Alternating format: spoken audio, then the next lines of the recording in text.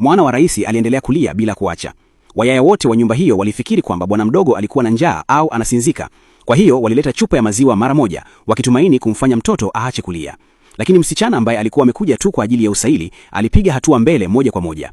Alivua viatu vya mtoto na kuvuta uzi uliokuwa umelegea kutoka kwenye soksi. Wayaya walimkemea msichana huyo kwa kuwa mkaidi mara moja. Hakuna aliyetarajia bwana mdogo si tu kuacha kulia, bali pia kutabasamu katikati ya machozi. Kila mtu aliona hili kuwa gumu kuamini. Hata hivyo, hakuna aliyejua msichana huyo angeweza kusikia mawazo ya ndani ya mtoto. Alikuwa amesikia tu kwamba mtoto alikuwa na maumivu ya mguu yaliyosababishwa na uzi wa soksi. Hiyo ndio sababu alipiga hatua mbele ili kuondoa uzi huo uliokuwa unasumbua. Lakini yaya mkuu aliendelea kufikiria kwamba msichana huyo alipata bahati tu. Wakati huo huo, bwana mdogo alianza kulia tena. Kwa hiyo yaya huyo kwa dhihaka alimsukuma msichana ashughulikie tatizo hilo. Hata hivyo, bila kutarajia, msichana huyo alipiga miuzi kwa sauti kubwa mbele ya kila mtu. Yaya alimcheka mara tu alipoona hili, akisema msichana huyo hajui kitu kabisa. Lakini alikuja kugundua kuwa bwana mdogo alikuwa akicheka kwa furaha mara nyingine tena. Rais aliridhika kabisa na ujuzi wa msichana huyo. Kwa sababu ya hili, aliridhika sana. Mara moja aliamua kumwajiri msichana huyo rasmi kama muuguzi wa uzazi kwa ajili ya mwanae. Hili lilimfanya yaya mkuu wa awali kuhisi tishio kubwa. Siku iliyofuata alimfanyia msichana mambo kuwa magumu, akimwambia amnyweshe maziwa bwana mdogo msumbufu.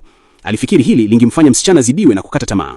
Lakini msichana alibaki mtulivu na bila haraka. Alianza kuchagua nguo za mtoto kwa sababu alikuwa amesikia tu mawazo ya mtoto, akijifunza kwamba hakutaka maziwa bali alitaka kubadilisha nguo badala yake. Kwa hiyo alitembea kuelekea kwenye kabati la nguo, akachagua kila nguo moja baada ya nyingine pamoja na mtoto, na hatimaye akachagua nguo anayoipenda zaidi mtoto. Kisha kwa utulivu alimvisha nguo hiyo. Wakati huo huo alisikia tena mtoto akisema ana njaa. Kwa hiyo msichana alichukua chupa ya maziwa mara moja. Yaya alifikiri msichana kufanya hivi kamwe asingemfanya mtoto anywe, lakini ukweli ulikuwa kwamba mtoto alikunywa kwa furaha na akalala usingizi mzito mara baada ya kumaliza. Hakuwa msumbufu tena kama awali. Hili lilimfanya rais aliyekuwa akiangalia kwenye kamera za usalama kuridhika sana. Mara moja alimwambia mtunza nyumba amfanye msichana huyo kuwa mfanyakazi wa kudumu mapema, na alimtuma mtunza nyumba ampe msichana huyo bahasha nene nyekundu. Hili lilimfanya yaya aliyesimama kando yao kuwaka kwa wivu. Siku hiyo watoto wengi kutoka kwa kina mama wengine walitembelea nyumba hiyo. Bibi mdogo alimwambia msichana huyo kuangalia watoto pamoja na wayaya wengine, wakati yeye akiwasindikiza kina mama wengine kwa ajili ya chakula cha mchana. Kuona hili, yaya huyo kwa siri aliwatuma wengine kuwaondoa wayaya wote wengine. Alifikiri kwamba hata kama msichana huyo angekuwa na uwezo kiasi gani, kamwe asingeweza kumhudumu watoto wengi hivyo.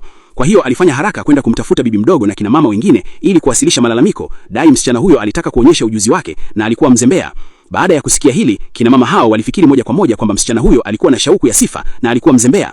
Waliondoka haraka kwenye chakula chao cha mchana na kukimbia chumba cha watoto. Lakini walipofika, mandhari iliyokuwa mbele yao ilimshtua kila mtu.